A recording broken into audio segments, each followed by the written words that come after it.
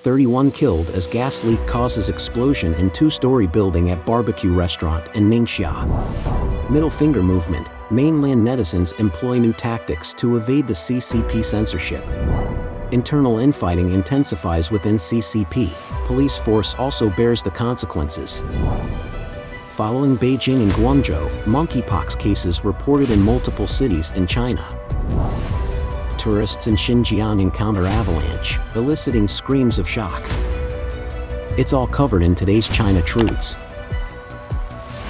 31 killed as gas leak causes explosion in two-story building at BBQ Restaurant in Ningxia. Around 8:40 p.m. on the evening of June 21st, an explosion occurred in a barbecue restaurant located on the ground floor in Xinqing District, Yinchuan City, Ningxia. According to reports from Jiemian News, eyewitnesses at the scene described that the gas canister on the ground floor of the barbecue restaurant exploded first, which subsequently triggered the ignition of the natural gas pipeline on the second floor. These two explosions not only caused significant damage to the building but also resulted in the complete destruction of the staircases connecting the different levels. Ms. Chen, an eyewitness, stated that she and her mother were approximately 50 meters away from the barbecue restaurant when they suddenly heard a loud explosion. After the incident, they saw two waiters coming out of the restaurant, with one of them so frightened that they fell to the ground. The restaurant was also emitting thick smoke. Half an hour after the incident, she and her mother finally left, but the fire on the second floor of the barbecue restaurant was still not extinguished. As of now, the death toll stands at least 31 people, while 7 individuals are still undergoing treatment. Out of the 7, 1 person is in critical condition, 2 have suffered moderate burns, 2 have minor injuries, and 2 have glass cuts. A knowledgeable source involved in the rescue of the injured informed Pingpai News that most of the deceased died from suffocation. Among the deceased were high school students and retired elderly individuals. On the evening of the 21st, a staff member who participated in the search and rescue at the scene stated that the situation on site was much more severe than anticipated. After the explosion, there was thick smoke at the scene, and many people were already unconscious and limp when they were carried out from the barbecue restaurant. Yinchuan 120 Emergency Center stated that all injured individuals in the accident were transported to the General Hospital of Ningxia Medical University for treatment. A delivery driver who witnessed the scene stated to Epoch Times that there were more than 10 ambulances at the scene, and it took an estimated 2 to 3 hours to transport the injured. Based on the police's investigation statements, the person who reported the incident, Feng Hongwan, a restaurant employee, and Ma Qingjun, a chef in the restaurant's kitchen, stated that they smelled gas leakage approximately an hour before the explosion. They discovered that the valve of the liquefied gas cylinder was broken, so they asked Li Zhixiang, the grilling supervisor in the restaurant's kitchen, to buy a new valve. However, during the process of replacing the valve, an explosion occurred. Some internet users were astonished and expressed their disbelief, questioning why the fire wasn't immediately extinguished and the business closed once the gas leakage was detected. They criticized the restaurant manager for prioritizing money over people's lives, emphasizing the heartbreaking impact on the innocent customers and staff involved. According to the latest reports, it has been revealed that the authorities have successfully apprehended and detained a total of 9 individuals, including the restaurant manager, shareholders, and staff, in connection with the barbecue restaurant explosion incident in Yinchuan. Additionally, their assets have been frozen as part of the ongoing investigation. Furthermore, according to online rumors, a reporter from Kanda News arrived at the scene for live coverage, but the footage was cut off by personnel from relevant departments after they were discovered. Middle finger movement. Mainland netizens employ new tactics to evade the CCP censorship. The Chinese authorities have been tightening their control over public opinion and intensifying surveillance of the population. With various forms of expression, such as text, homophones, phonetics, and even emojis, being subjected to censorship, people have resorted to using the most primitive method, taking a selfie with a raised middle finger to express their dissatisfaction and feeling of being misrepresented as a means to resist the censorship imposed by the Chinese Communist Party, CCP. On June 21, the Twitter account Ban Zhao's sister tweeted about how netizens have miraculously initiated a middle finger movement in the comment sections of some positive videos on Douyin, the Chinese version of TikTok. The video footage shows that many netizens are using the gesture of raising their middle finger to express their opinions and viewpoints. For instance, in response to the official propaganda claim that supporting compatriots in Taiwan who advocate for the reunification of the motherland and taking charge in Taiwan, many internet users in the comments section use variations of the raised middle finger, such as tilting it diagonally, horizontally, or pointing it downward. There are also a few individuals who raise their fingers upwards.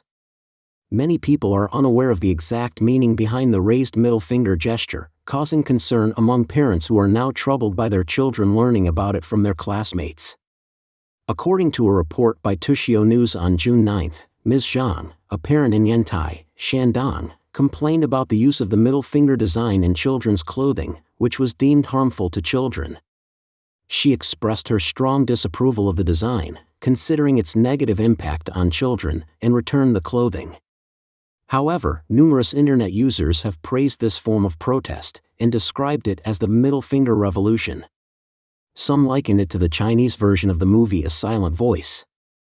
Others speculated that in the future, even images in comment sections would be prohibited. Some netizens pointed out that due to its novelty, it wasn't stopped in a timely manner. There were also sarcastic comments from netizens, such as according to the party's good practices, all these comments will be erased. From now on, people with middle fingers are not allowed to go online. The outsourced programmers of the party in the country will have to work overtime to develop algorithms for recognizing images of middle fingers. Eventually, any word will become a sensitive word. Some netizens commented, "Smart Chinese people are resisting persistently. Poor Chinese people are living strong, well done, actions speak louder than words." This non-violent form of protest is cost-effective, wide-reaching, easily spread, and without consequences. The middle finger movement has emerged with a symbol that is deemed vulgar, but it also reveals the sad reality of the Chinese people under the rule of the CCP, where freedom of speech, which is a fundamental right of individuals, has become a luxury. They are not allowed to express anything other than positive words about the party. In that oppressive atmosphere, the entire country is no different from a large prison. However, from our perspective, this endurance is highly dangerous, as when it reaches its limit, it will explode like a powerful bomb with significant destructive force, dismantling the so-called maintenance of stability that the CCP has diligently constructed over the years. The only issue is time.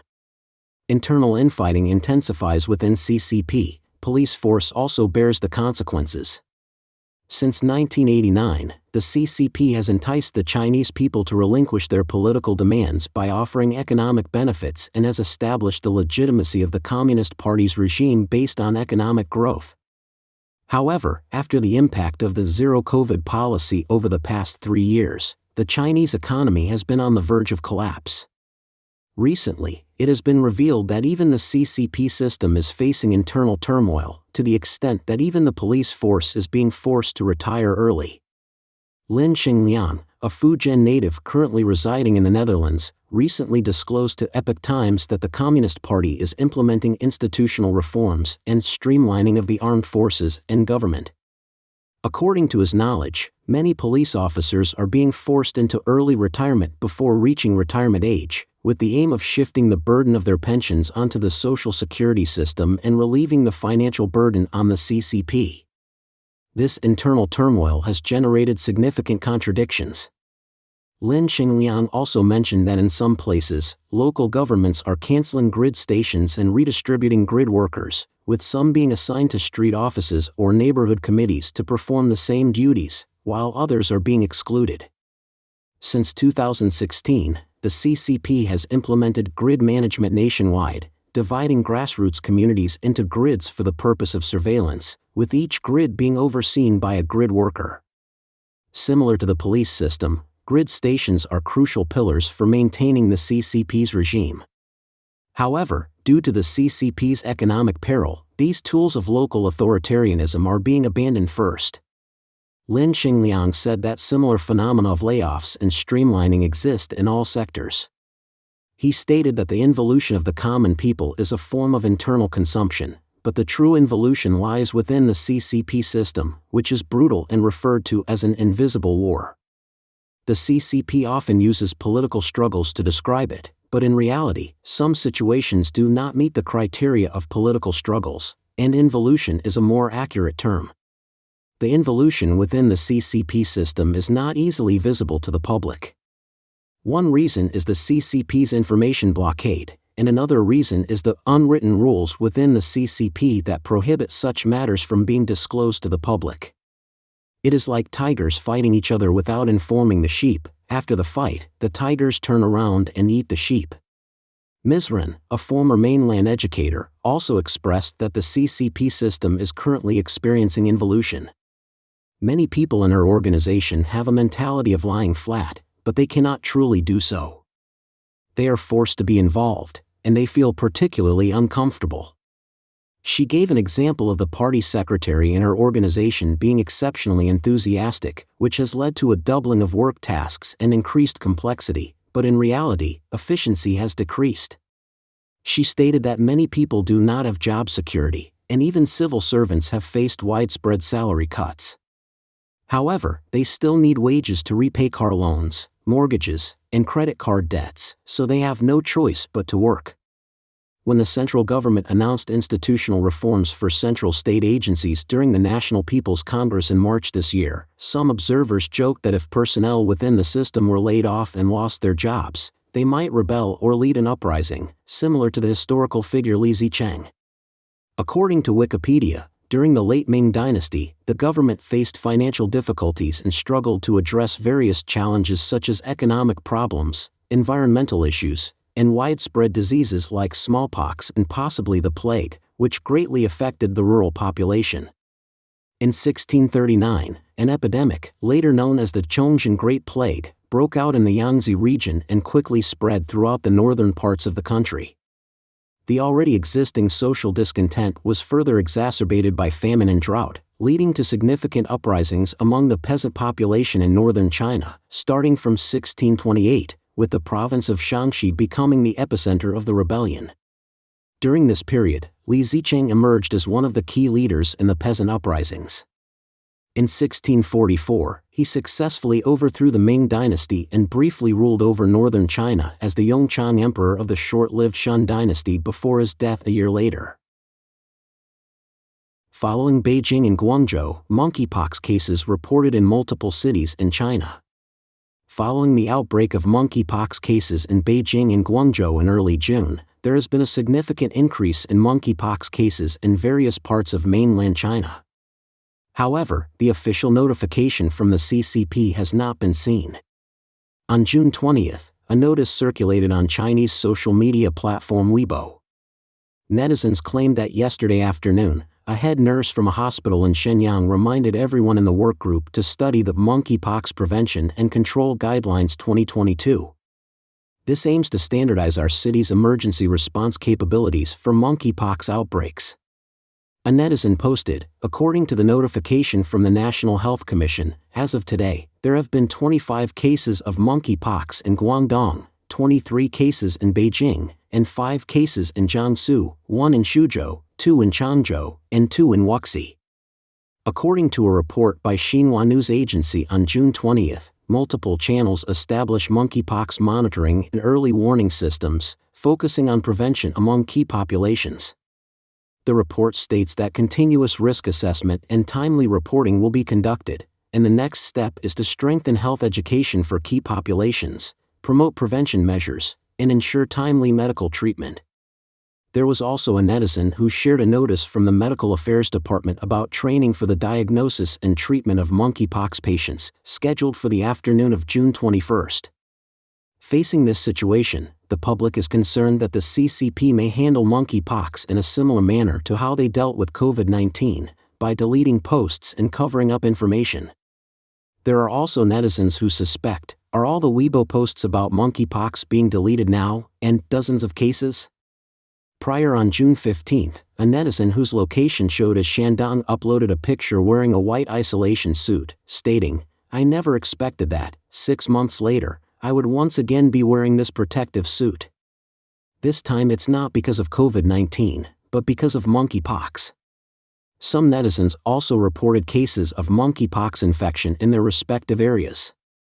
Mr. Chen, a resident of Wuhan, Hubei province, revealed that there have been multiple cases of monkeypox in the city. In a school near his home, 6 students have been infected. On June 21, a staff member from a hospital in Guangzhou disclosed in a WeChat conversation with a friend that there are many monkeypox infection cases in Guangzhou, including at the hospital where they work. On June 21, the Hong Kong Center for Health Protection announced that a 54-year-old male patient with underlying health conditions has been infected with monkeypox. He is a Hong Kong resident. Tourists in Xinjiang encounter avalanche, eliciting screams of shock. On June 19, an awe-inspiring video shared by netizens captures the moment when tourists at Kazilsa Glacier Park in Xinjiang witnessed an avalanche on the snow-capped mountain opposite them. In the footage, the avalanche unfolds on the mountain across from the tourists, with the white snow resembling rolling waves cascading down towards the mountain's base, creating a truly magnificent spectacle. The video also reveals that the avalanche occurred at a safe distance from the observation deck where the tourists were situated, eliminating any potential danger. Among the tourists present, one individual couldn't contain their excitement and exclaimed, "Wow, it's an avalanche. Finally, I get to witness an avalanche," while others expressed their thrill through screams of excitement. Prior to January 26, 2022, an avalanche occurred at a scenic area in Daqing County, Yunnan. A viral video shows a loud rumble coming from the nearby snowy mountains. Outside a building, a man filming the video urgently urges everyone to escape, anxiously saying, "It's an avalanche, it's an avalanche." Shortly after, several people come out of the building.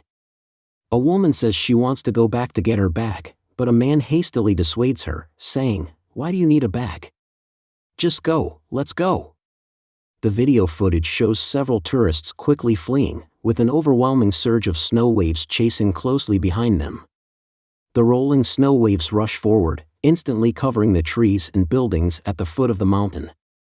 One shot reveals 2 tourists being knocked down by the snow wave, sitting in the snow with their heads and bodies covered in white snow. Don't forget to comment in the section below to share your opinions on today's topic with us. Make sure to like and subscribe to see more interesting topics from China Truths.